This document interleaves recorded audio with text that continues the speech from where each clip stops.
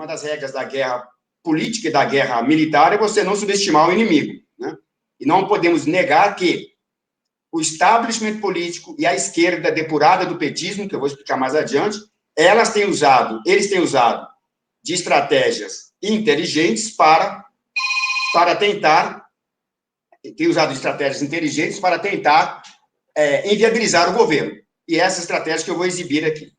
Primeiro, nós observamos que já nos primeiros meses de governo, o establishment passou a confrontar de modo direto o presidente Bolsonaro, falando abertamente em impeachment e em parlamentarismo branco.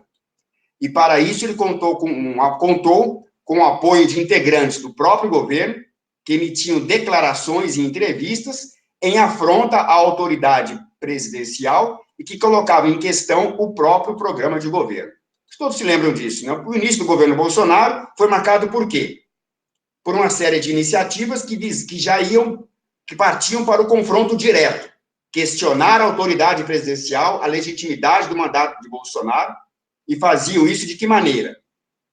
Ou usando subterfúgios, como falando claramente impeachment, nós vimos aí, por exemplo, o Kim Kataguiri falando isso, nós vimos claramente algumas falas de membros do governo que foram afastados, vimos as entrevistas recorrentes dadas naquele período pelo vice-presidente Mourão, que nós criticamos de maneira aqui muito clara e aberta, nós não temos nenhum problema em fazer isso, que todas elas apontavam claramente no questionamento da autoridade presidencial. Então, esse foi o primeiro round, digamos, do embate do establishment contra o presidente Bolsonaro. Pois bem, mas o desfecho foi diferente daquele esperado. As manifestações massivas de 26 de maio e 30 de junho, em apoio ao presidente, e a pressão contra o Centrão, mudaram o cenário. O presidente saiu fortalecido e a reforma previdenciária foi aprovada. Acho que isso aí é um dado histórico recente que todos concordam. O que tivemos em seguida? As manifestações fortaleceram o presidente, que fez mudanças no governo, por exemplo, com a exoneração de Santos Cruz e de outras pessoas. O vice-presidente Mourão cessou as declarações que ele costumava dar em entrevistas, que se opunham claramente ao programa de governo. Estou aqui descrevendo fatos concretos que aconteceram. E o presidente Bolsonaro, paralelamente, assinou sua agenda com uma aproximação maior com o Donald Trump. E o embate, além da aproximação com o Donald Trump, o presidente dos Estados Unidos, passou também a fazer o embate com os globalistas, como Macron e Angela Merkel, antes mesmo do evento Amazônia. Todos se lembram já do embate que o presidente passou a ter, efetivamente, com globalistas europeus. Isso não impediu, ao mesmo tempo, que fosse obtido o acordo da União Europeia com o Mercosul, que, na verdade, foi um acordo do Brasil, né, com a União Europeia. O Brasil esteve à frente do processo o tempo todo, o mérito e todos os louros desse acordo é da diplomacia brasileira, chefiada por Ernesto Araújo, e, obviamente, seguindo diretrizes do presidente Bolsonaro.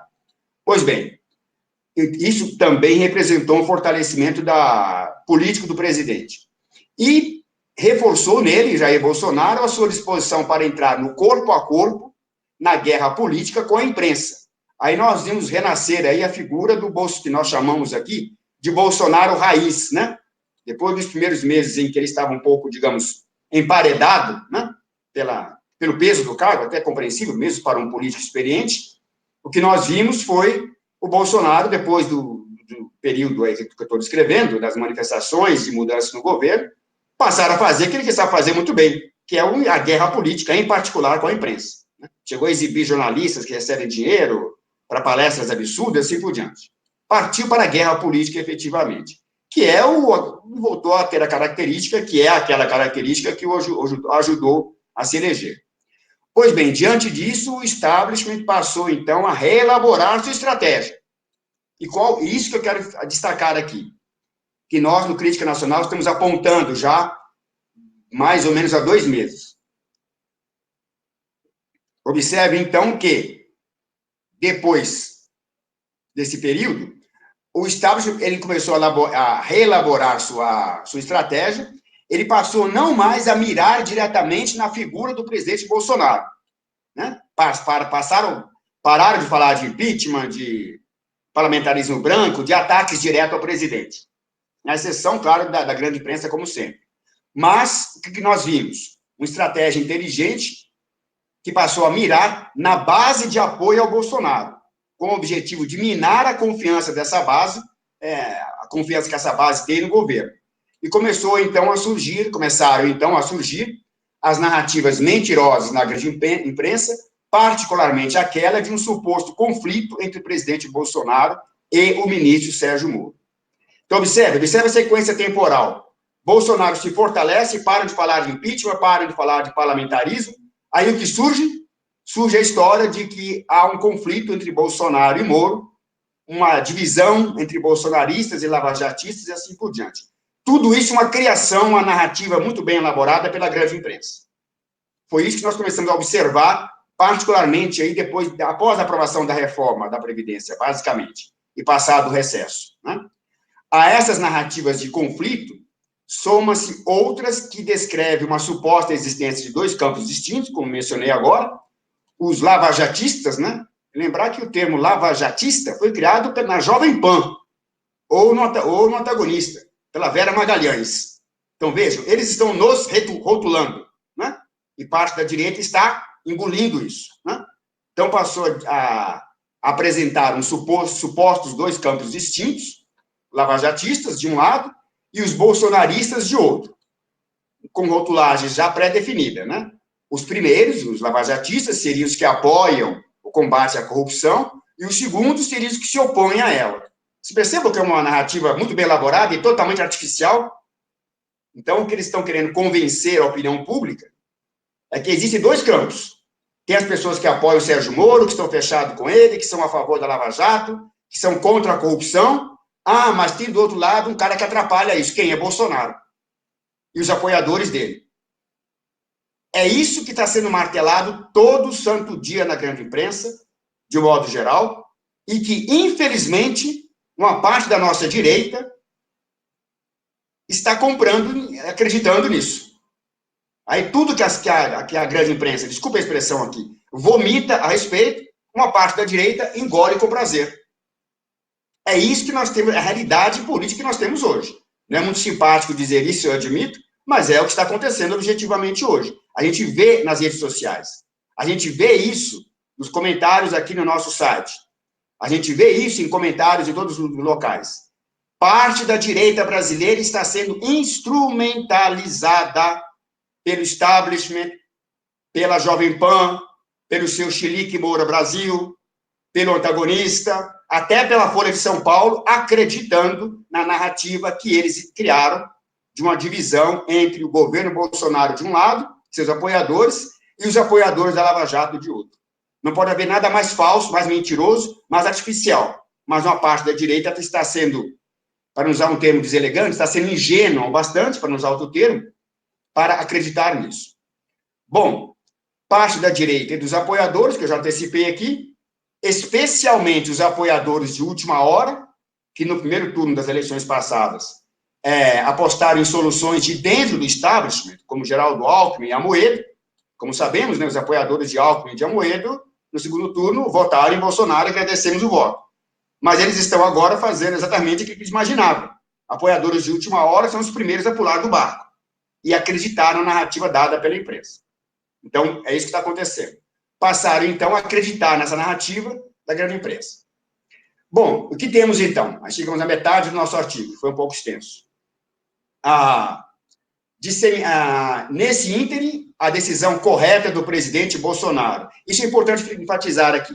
Até eu pedi a Carla, por gentileza, para colocar aqui no chat o item número 8 do artigo, que diz: nesse ínterim, a decisão correta do presidente Bolsonaro em não permitir que suas ações dele, presidente, possam ser caracterizadas, em qualquer momento, como um confronto institucional do executivo contra o legislativo ou o judiciário, o que iria, de fato, configurar em crime de responsabilidade, passou a ser narrada essa postura correta do presidente, postura de estadista, passou a ser narrada como evidência de um suposto acordão não republicano.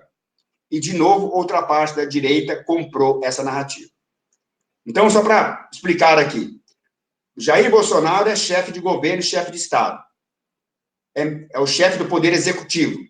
O Brasil tem 3 poderes, o nosso sistema político: executivo, legislativo e judiciário. A Constituição manda que esses poderes estejam em harmonia, digamos assim. Pois bem, o que cabe ao presidente fazer?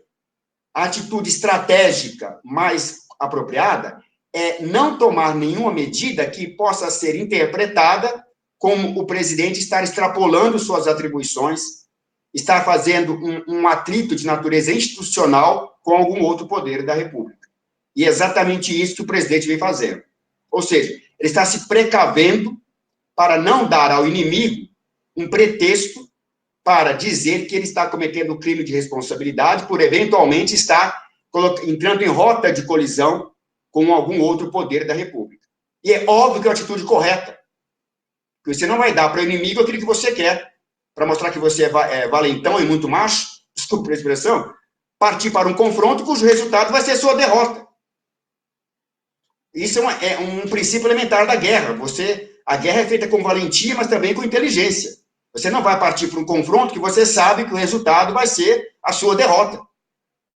Você tem que usar uma estratégia mais inteligente. Então, o presidente, que é uma pessoa inteligente, desde o primeiro dia de mandato, está tomando o devido cuidado para que suas ações na condição de chefe de Estado não caracterizem, e não irão mesmo caracterizar, algum tipo de confronto que possa dar margem à interpretação de crime de responsabilidade que abriria processo de impeachment. Pois bem, ao fazer isso, o que a grande imprensa faz? O presidente tem um acordão com o Supremo, com Alcolumbre, com Maia, com não sei quem, ter um acordão por cima, abriu mão das suas promessas de campanha, é igual aos outros. É isso que a grande imprensa está dizendo. E, de novo, o que a direita está fazendo? Está engolindo esse vômito. Desculpe a expressão, é muito deselegante, admito. Mas algumas coisas têm que ser ditas com dureza, né? Eu não acredito na ternura, nesse caso. Está comprando essa narrativa de novo, comprando esse vômito. Ou seja, se o presidente está usando uma estratégia correta, dentro da Constituição, de preservar a harmonia de poder, é isso que ele deve fazer, é obrigação institucional e é resultado de uma ação politicamente inteligente, né, para não dar margem para o inimigo. O que você vai fazer? Você tem que apoiá-lo nisso. E não comprar uma narrativa mentirosa criada pelo inimigo, de que ao fazer isso ele está fazendo porque há um grande acordão, um acordão espúrio, não republicano, que vai envolver sabotar a Lava Jato e bobagens do gênero. É isso que a grande imprensa vende, é isso que todo dia tem nas dezenas de notas do Antagonista, tem nas dezenas de comentários do Pingo nos Is, da Jovem Pan, nas notas da Folha, do Estadão, assim por diante.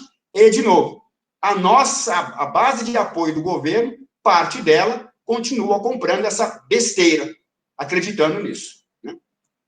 Então, disseminada a desconfiança em parcela dos apoiadores e disseminada a ideia de um acordão antirrepublicano, o establishment político e a grande imprensa passam, então, a empunhar bandeiras com grande poder de sedução junto aos apoiadores do presidente. Bandeiras essas cujo objetivo último é fazer justamente aquilo que o presidente não quer e nem vai fazer, que é colocar o executivo em confronto, em rota de confronto com os demais poderes, ou, no mínimo, promover uma paralisia das ações institucionais. Então, vejam, o que eu estou dizendo aqui nesse item 9, que a nossa amiga Carla vai colar aqui, é que já faz uns 3 meses que quem está pautando a direita é a grande imprensa. Aí veio a proposta da CPI da Lava Toga, que vem como segundo round, né, dessa estratégia de paralisia e de inviabilização do governo. Deixa bem claro isso. No meu entender, essa proposta de CPI da Lava Toga, ela vem como segundo round de uma estratégia de paralisia e inviabilização do governo. Pois a iniciativa dos senadores da esquerda, socialista, depurada da mancha petista, essa CPI foi abraçada por parcela da base de apoio dos bolsonaristas, que não percebe nela seu sentido inócuo no que diz respeito à necessidade real de mudança na cúpula do judiciário. Aqui tem muita informação no parágrafo só, eu vou apenas destrinchar rapidamente. Primeiro, essa CPI é iniciativa de senadores da esquerda, e pelo amor de Deus, desculpem aqui a minha ênfase, né? Melhor falar, pelo amor de Deus, do que xingar um palavrão, né? Óbvio. Parem de achar que esquerda é só PSOL e PT. Eu vi gente no nosso artigo comentando, não tem ninguém de esquerda assinando essa CPI, né? Quem está lá é o cara do Podemos, da Rede. Quer dizer que Podemos, Rede, Tucano não é esquerda. Estamos voltando aí a 10 anos atrás, né? De ignorância política. Se você não enxerga no Podemos, se você não enxerga no Partido Cidadania, que nada mais é que o que restou do velho Partido Comunista Brasileiro, aquele lá do Prestes, dos anos 20.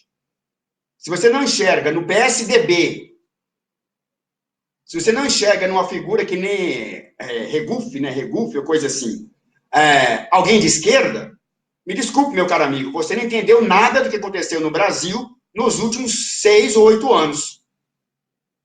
Porque se você pega aquele pedido de CPI, das assinaturas colocadas, eu fiz o levantamento, coloquei aqui no nosso site, no Crítica News. 17 das 26 ou 27 assinaturas são de senadores da esquerda. Se alguém me disser que Álvaro Dias não é de esquerda, eu vou dizer que eu sou filho do rei Jorge III. Porque eu vejo gente dizendo que vai bater palma para Álvaro Dias. Um tucano que apenas trocou de roupa, né? Que continua tão tucano como qualquer tucano.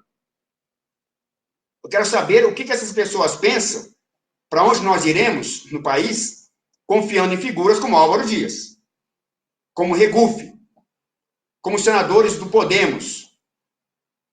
É esse o caminho da direita?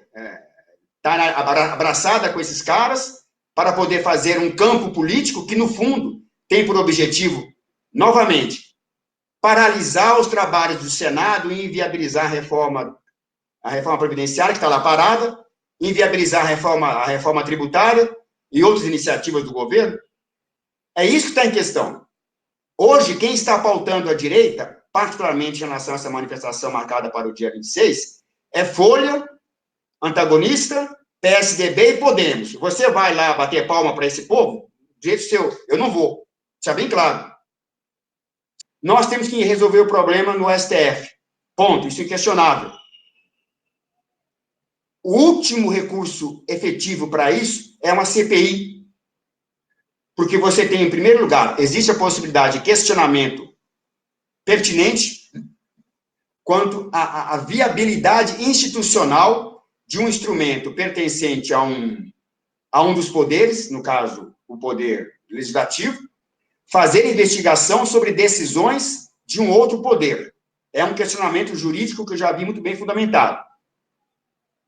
Segundo, há uma tradição de CPIs não darem em nada. A última que deu resultados no Brasil foi a de 2005, CPI dos Correios. É Correios, se eu não me engano? Correios. Que onde começou a aparecer o mensalão. Repare, a última CPI que produziu resultados faz, então, mais de 2005, 2010, 2015, faz 14 anos. É o mais frágil dos instrumentos. Então, além de tudo, nós estamos canalizando nosso esforço, que tem que existir, sim, para resolver o problema terrível que tem no Brasil do judiciário, estamos canalizando nosso esforço para usar o mais inócuo dos instrumentos para enfrentar o problema do judiciário, que é uma CPI. Qual vai ser a consequência dela? Vai ser realmente colocar pressão nos ministros do STF? Não. Vai ser paralisar o Congresso e inviabilizar aquelas ações de governo que dependem do Senado. Quem já acompanhou, quem tem um pouco mais de experiência política, e é o que me sinto à vontade para falar, uma das poucas vantagens de ser mais velho, que já de ter visto alguns filmes, né? E esse eu já vi, é que uma CPI, ela sempre funcionou como instrumento de barganha e de inviabilização de ações governamentais. Essencialmente isso.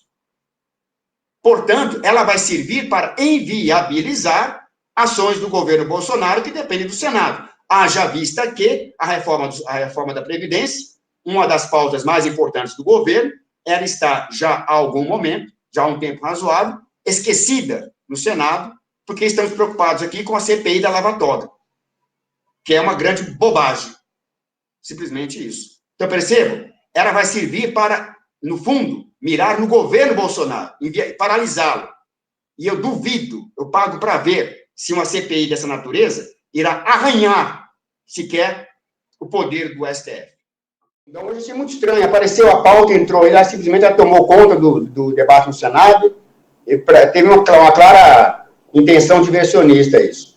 Mas o que importa é o seguinte, eu vou publicar amanhã um artigo, comecei a escrever antes da transmissão, porque a notícia ficou, de novo, as coisas aparecem muito em cima da hora, e amanhã de manhã vocês irão ver no site do Crítica Nacional, dizendo claramente lá, CPI Lava Toga é um embuste jurídico e uma armadilha política. Por quê?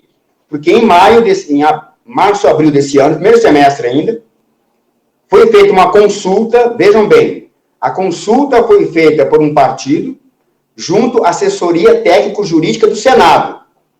Assessoria do Senado, não é qualquer coisa. Esta tem um documento, 17 páginas, que eu baixei aqui, estou lendo, tudo mais. Essa assessoria jurídica elaborou um relatório técnico do próprio Senado, vejam bem, mostrando que uma CPI não pode investigar decisões da Suprema Corte. E, portanto, já é sabido por todos os senadores, porque esse trabalho da consultoria da assessoria do Senado, obviamente, fica à disposição do Senado, dos senadores.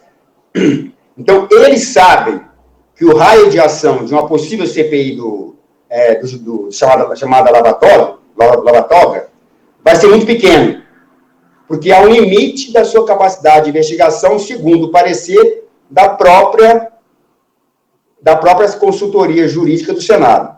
Quem trouxe isso a público foi o Evandro Pontes, todos conhecem, né? Advogado, professor de Direito, enfim, amigo nosso. Ele colocou isso no seu Twitter. Nós fomos atrás da informação também, baixamos lá a resolução do Senado, um documento meio complexo, enfim, e amanhã vamos trazer isso destrinchado no artigo do Crítica, mas eu já antecipo aqui isso, ou seja, o circo dessa CPI é tão grande que os senadores sabem, a partir de um parecer dado pela própria consultoria, pela própria assessoria técnico-jurídica do Senado, que não existe possibilidade de decisões do STF serem objeto de análise de uma CPI. Então, se não pode aquilo, vai fazer o quê? Vai investigar atos administrativos. Mas, veja, o problema do STF não estão nos atos administrativos. Estão nas suas decisões, motivadas pelo ativismo judicial, motivadas por relações espúrias de outra natureza. Essas não podem ser atacadas por meio de uma CPI. Então, vai servir para quê essa CPI? E, professor, vai ter a CPI da Lava Jato, né? Mirando no pessoal da Força Tarefa mesmo.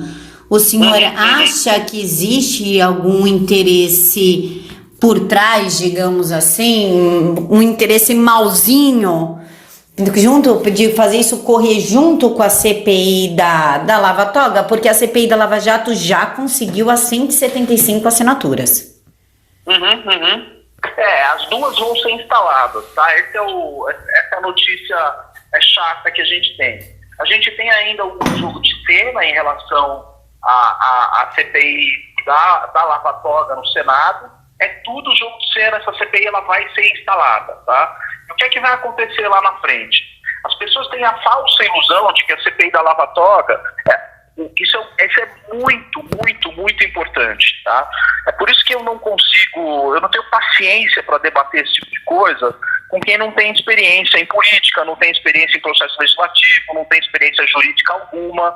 Eu não tenho paciência para debater com youtuber esse tipo de coisa. É um bando de imbecil. Então, eu acabo ficando longe desse tipo de debate, porque você não tem nem como começar, porque a pessoa não sabe nem como instala, qual é a documentação necessária, o que é que tem que fazer. Então, vamos falar de como instala uma CPI, tá? Conseguidas as assinaturas, isso é levado para a mesa do Senado vai ter que fazer a abertura da CPI por meio de um decreto legislativo, e nesse decreto legislativo ele tem que definir o escopo da CPI. O escopo não existe, o que existe é um wishful thinking. As pessoas estão achando em suas mentes, em seus devaneios, que o Senado irá investigar o STF ou 2 ou 3 ministros que são do desapreço da população. As pessoas imaginam que o Senado irá investigar Gilmar Mendes. Não é isso que ocorrerá. Isso não ocorrerá. O que vai ocorrer é a definição de qual escopo dessa CPI, que lava-toga, digamos assim, é o nome comercial dela, para que você circule via hashtag, mas o nome oficial dela, no fim das contas, será outro. Será aberta uma CPI cujo escopo dessa CPI ele é discutido com a mesa do Senado. Davi Alcolumbre mais 2 ou 3 senadores vão costurar nos bastidores qual será o escopo. O escopo não será um escopo fechado, específico, amplo. A CPI da lava-toga terá por foco o judiciário como um todo, tá?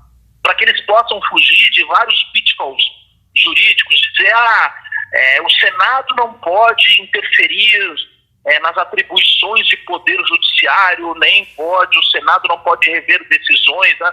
Ele vai investigar pessoas específicas. Mas para que possa ter amplitude, será uma CPI, a CPI da lava-toga será uma CPI de investigação de membros do judiciário, não do STF. Eles não fecharão no STF, tá? É óbvio que essa investigação não começará e nem atingirá nenhum membro do STF. Atingirá especificamente um ou outro membro do Poder Judiciário envolvido em uma ou outra situação XYZ, em que vai gerar um determinado efeito dominó, em que essa CPI do Judiciário do Senado vai convergir com a da Câmara. Lá na frente, daqui 3, 4, 6 meses, isso vai virar uma CPI mista. Eles vão fundir os trabalhos dessas duas CPIs em torno de um mesmo projeto de abafa e destruição completa da Lava Jato. Por que isso? Isso eu tenho falado há meses, Camila, eu tenho falado há meses. Por que a Lava Jato parou? A Lava Jato parou porque ela chegou num ponto de inflexão. Qual é esse ponto de inflexão? Descobriram, digamos assim, alguns desvios de dinheiro da Petrobras em relação a um triplex, a um sítio, a reforma de uma cozinha. Mas a reforma da cozinha, ela é 1% do dinheiro desviado. É óbvio que o dinheiro desviado, ele tem um destino determinado pelo Foro de São Paulo. Então, a única forma da Lava Jato sobreviver é avançando para o Foro de São Paulo. Não tem outra alternativa, não tem outro jeito. Para que a Lava Jato sobreviva, ela tem que ampliar o seu escopo. Isso não está ocorrendo, é por isso que ela está morrendo. O que essas CPIs irão fazer? Elas irão fazer um sentido inverso. Elas vão funcionar como uma espécie de blindagem para que a força-tarefa Lava Jato não evolua ou não atinja os partidos políticos e não entre na parte do Foro de São Paulo, ou seja, do uso dos recursos para um projeto ditatorial de poder. É disso que se trata a Lava Jato. A Lava Jato ela é a ponta de um iceberg que desenha, digamos assim, ou explica um projeto ditatorial de poder. Se a gente não invadir essa questão política, a Lava Jato morre. É assim que ela morrerá. Ela morrerá por falta, digamos assim, de amplitude do seu escopo. E como a amplitude do seu escopo será desenvolvida? Por intermédio dessa CPI. Serão essas CPIs que impedirão o avanço da Lava Jato nos próximos anos.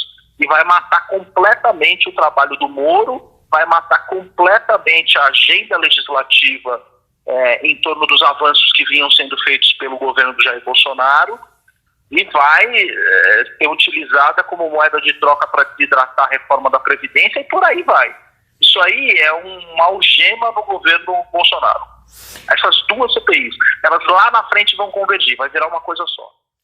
Entendeu o que eles estão discutindo? Eles estão discutindo exatamente esse detalhe, essa filigranazinha de se o cara pode ou não falar por último. A maior preocupação que eu tenho é os caras elevarem essa discussão ao nível de uma garantia constitucional que se equipara o direito à vida, Alan. É isso que o STF está fazendo. Então, assim, eles estão discutindo isso como se fosse uma garantia constitucional equiparada ao direito de propriedade, equiparada ao direito à vida. É artigo 5º. Como se fosse uma cláusula pétrea, por exemplo, né? Como se fosse, não. Eles estão discutindo dentro da estrutura de cláusula pétrea. Que loucura. É uma loucura o que esses caras estão fazendo. Não é só um estupro da lógica. Isso é uma violência à razão jurídica, isso é um despreparo intelectual monstruoso. Você fala assim, cara, mas isso é um despreparo intelectual jamais visto na história. Essa discussão não tem pé nem cabeça. Eu não sei nem como explicar isso para o ouvinte do Terça Livre. Ela é estapafúrdia. Ela é uma desculpa para gerar caos no país. É isso que é essa discussão. Eu tenho aqui um tweet da juíza federal de Minas Gerais, Ludmila Lins Grilo, onde ela disse o seguinte: já podemos vislumbrar um claro padrão no ativismo judicial brasileiro. Ele quase sempre é exercido em benefício do que é torpe, pendendo para o lado do criminoso, do iníquo, do abjeto, desprezando a sociedade ordeira e prestigiando a figura do delinquente. Muito sério isso, né? Sou suspeito para falar da Ludmila. A Ludmila é minha amiga já há um bom tempo, minha colega de coffee.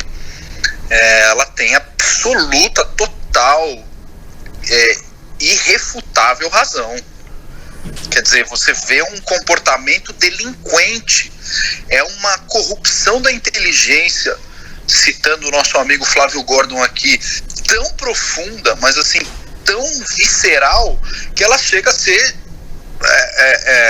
ela chega a ser uma corrupção que beira a delinquência judicial. Isso é uma delinquência. Agora, Evandro, uma vez entendido o que de fato está sendo julgado, nós já temos então aqui o que eu entendi com você e quero traduzir um pouco para o meu público. O que está sendo discutido é algo que não é para ser discutido desta maneira, como se cláusula pétrea fosse, direito à vida, direito à propriedade, etc. O que está sendo discutido é meramente a ordem dos depoimentos e da defesa, o prazo, o tempo, etc. E ainda não foi decidido e ainda não foi sacramentado o que vai acontecer com os processos anteriores. Só que o que eu estou vendo na imprensa é como se realmente o mundo já estivesse acabado. O que não quer dizer que o que está acontecendo é uma atrocidade, mas estão transformando essa atrocidade, nessa vergonha, para instigar o caos. E eu estou vendo mídias que jamais estariam contra o Lula, né? Mídias que jamais estariam contra o PT, insuflando e transformando essa situação toda como se fosse um apocalipse, que alguma coisa precisa ser feita. Alguma coisa precisa ser feita, eu não estou dizendo que isso não é, mas há um apocalipse em torno disso por parte de senadores como Álvaro Dias, Randolfo Rodrigues e ministros do Supremo como Gilmar Mendes e companhia. Como é que é a tua leitura política e não mais jurídica com relação a tudo isso? Tua leitura é perfeita, Alan. Porque o que eu coloquei aqui reflete exatamente a leitura que você está fazendo. Ou seja, é uma atrocidade, é uma barbaridade, mas é uma barbaridade que não gerou efeitos. Portanto, eu posso dizer com segurança absoluta que qualquer jornal que esteja por aí espalhando a ideia de que essa decisão matou a Lava Jato, é o fim da Lava Jato, esse veículo de mídia estará produzindo as famosas fake news. Isso é fake news. Porque o próprio Toffoli falou, eu vou modular essa decisão semana que vem. Na medida em que ele fala que vai modular semana que vem, a decisão só gerou efeito para o Bendini. O que é um absurdo, óbvio, mas... O que é um absurdo, a gente fica indignado. A situação do Bendini, vamos só lembrar quem é o Bendini, era aquele cara que foi presidente do Banco do Brasil, depois passou para a Petrobras, se eu não me engano. Enquanto ele estava no Banco do Brasil, ele fez empréstimos para aquela socialite, para ela poder comprar carro. Quer dizer, um cara que tem um pretérito muito complicado. Né? O Bendini, ele entrou na Petrobras, ele saiu do Banco do Brasil para a Petrobras para substituir a Graça Foster, justamente porque a Graça Foster não estava cumprindo com os pedidos do partido então no poder, que era o Partido dos Trabalhadores, o PT. E o Bendini foi lá para dar continuidade a roubalheira na Petrobras, resumindo. Exato. Então, a gente está, na verdade, se indignando com uma injustiça que está sendo cometida e com uma impunidade em relação a uma pessoa que, obviamente, cometeu ilícitos e deveria ser condenada, isso sem sombra de dúvida. Agora, por outro lado, a gente não pode retirar esse detalhe de dentro do processo do Bendini e dizer que desse processo eu desdobro toda uma destruição da Operação Lava Jato instantânea. Isso não é verdade. E aí a gente tem que fazer a leitura política do que há por trás, eventualmente, dessa decisão, com o nítido interesse de insuflar massas, insuflar povo, insuflar gente que gosta de 142, etc, para criar, digamos assim, um determinado caos e desse caos extrair um resultado negativo para o governo Bolsonaro. Agora você tocou num ponto interessante, um aspecto negativo para o governo Bolsonaro. O pessoal acaba se esquecendo, né? Mas se esquece lá de Zé Dirceu, se esquece de Guido Mantega, né? A gente tem outras situações. Sabe o que isso aí faz, Alan? Isso acaba com uma das coisas mais importantes que existem na Lava Jato, que é exatamente o ponto que o Olavo vem falando, que eu cheguei a discutir numa live com o Olavo.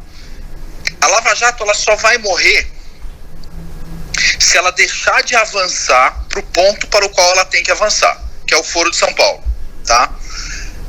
Se a Lava Jato continuar focada em pedalinho, triplex e essas bobagens aí, ela morre. Sim. Ela vai morrer de inanição.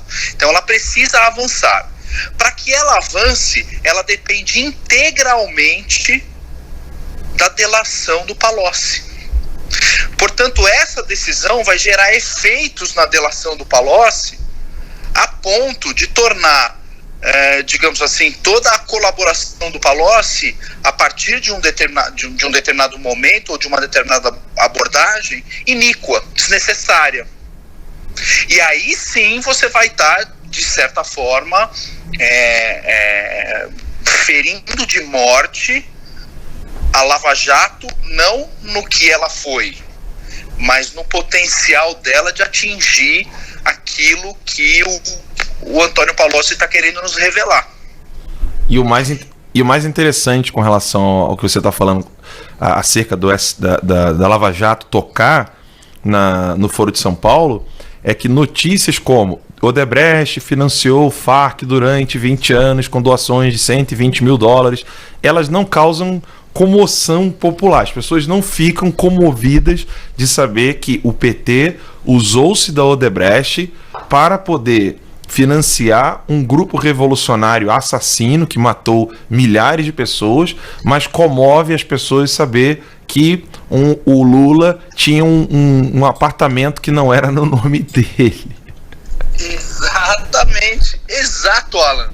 O pessoal tá ainda com a cabeça no pedalinho, cara. É impressionante.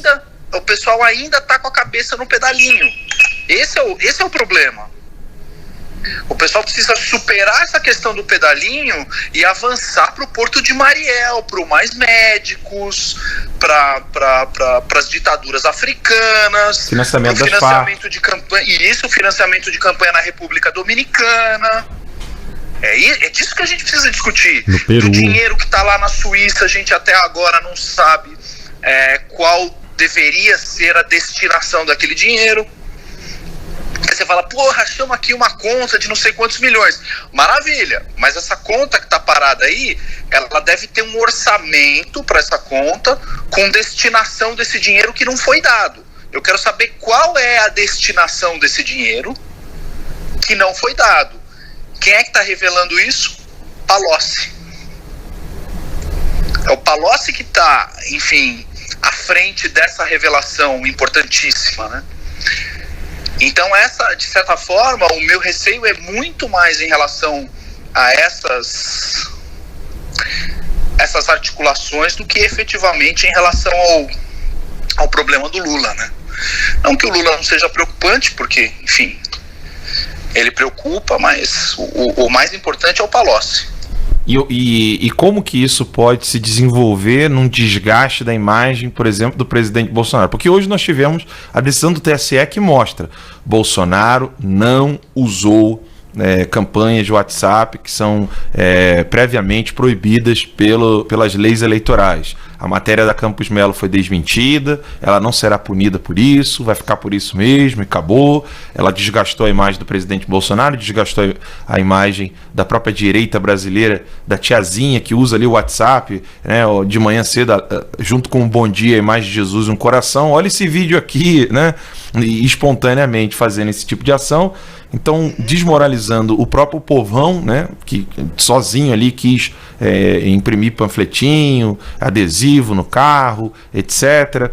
E aí a narrativa fica aquela narrativa Jovem Pan, né? Há um conluio entre Bolsonaro e Toffoli, né? Há um conluio porque Bolsonaro foi absolvido no TSE e a decisão de hoje não teve um tweet de um general, né? É o plano perfeito para você desidratar o Bolsonaro, a base do Bolsonaro, e dizer, olha, o Bolsonaro que vocês achavam que era tão heróico não é mais. E o povão vai ter dificuldade de não ver essa narrativa, né? Exato. Então, mais uma vez, tua análise política tá perfeita, tá em cima da pinta. Porque o que a gente tem hoje, tá? Vamos fazer a análise completa. A gente teve todo um processo de reforma da Previdência que recebeu uma desidratação na Câmara. O Rodrigo Maia fez para tentar atrasar o máximo possível, tanto é que jogou o segundo turno para depois do recesso. Ela foi aprovada, subiu para o Senado. No Senado ela começou a ser reidratada, ela começou a crescer, e óbvio que o efeito da reforma da Previdência para o governo Bolsonaro será um efeito profundo. A gente está falando de um cheque de 850 bilhões até 1 trilhão, né? É mais complexo que isso. O efeito financeiro nas contas do governo, ele é mais profundo do que isso, mas o efeito colateral é que você vai ter uma injeção de capital monstruosa, né? Você tem uma fila de investidores estrangeiros querendo se utilizar dessa oportunidade de ajuste de contas no Brasil para novamente fazer com que o Brasil se torne um hub de investimentos e um local seguro para se investir, etc.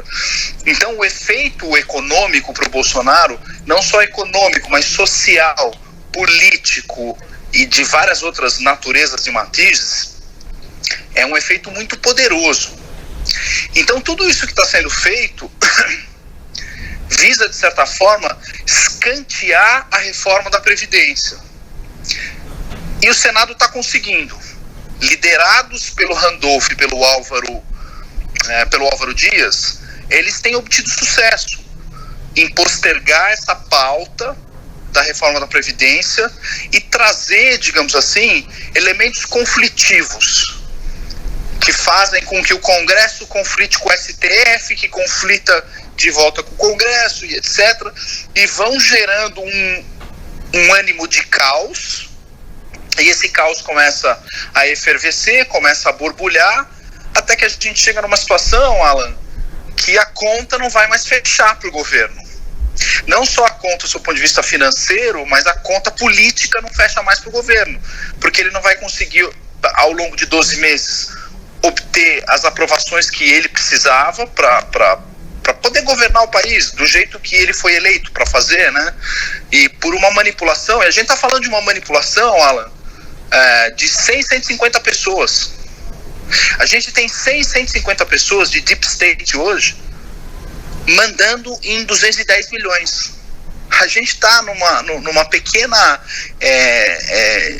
ditadura, numa pequena autocracia que envolve 100, 150 pessoas estão dando as cartas do país como um todo e botando o país inteiro de joelhos, né?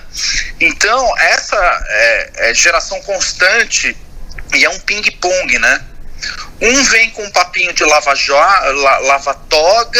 que a lava-toga já postergou por 2 ou 3 vezes a reforma da Previdência, ele sempre falando, não vai afetar, não vai matar, está afetando, né? Além de outros projetos do governo vão sendo postergados, e aí vem com essa coisa de derrubada de veto, quer dizer, está ficando uma bola de neve muito complicada. E óbvio que a gente vê isso sendo jogado de uma maneira muito coordenada, né, entre legislativo e judiciário, com o fim de gerar um determinado caos, para que esse caos dele possa se extrair uma insatisfação popular, pode-se criar aí algum argumento jurídico ad hoc eventual, para que se possa abrir um processo de impeachment para a tentada de derrubada do Bolsonaro e alçar, aspas, a turma do Mourão para o poder, né? E a gente sabe que a turma do Mourão tem um trânsito bom com a Rede Globo, eles são mais conciliadores, eles têm mais tolerância com o Deep State, com o establishment, né, com petistas, inclusive, né, são generais que foram alçados à posição que eles têm hoje, na época do Lula, na época da Dilma, são pessoas que foram beneficiadas pelos governos do PT e hoje ocupam cargos de liderança nas Forças Armadas e em parte do governo. Então essas pessoas seriam beneficiadas e estariam, digamos assim, reabrindo as portas do governo para quem Jair Bolsonaro fechou as portas. Então, a leitura que você está fazendo, com a qual eu concordo e complemento com esses detalhes, me parece bem cristalina, Alan. É um negócio bem cristalino, assim, de geração de caos para você colher um resultado lá na frente do qual você se beneficia pessoalmente dele, tá? E aí a gente está falando de quem está gerando esse caos. São 100, 150 pessoas no máximo que estão entre poder legislativo, judiciário e imprensa, tá? E tem existe toda uma costura para beneficiar, não é meia dúzia, a gente calcula que seja 100 ou 150 pessoas que estão num momento drástico de perda de poder e que a única forma de retomar esse poder que eles sempre tiveram é gerar o caos nesse momento, né? É gerar um caos tão profundo que a sociedade vai se voltar, eles já apostam, né, que a sociedade acabe se voltando contra o núcleo do governo Bolsonaro, para tentar varrer Bolsonaro, Moro e Guedes, né, que é o núcleo que está, digamos assim, comandando os destinos da nação ultimamente. Inclusive, até essa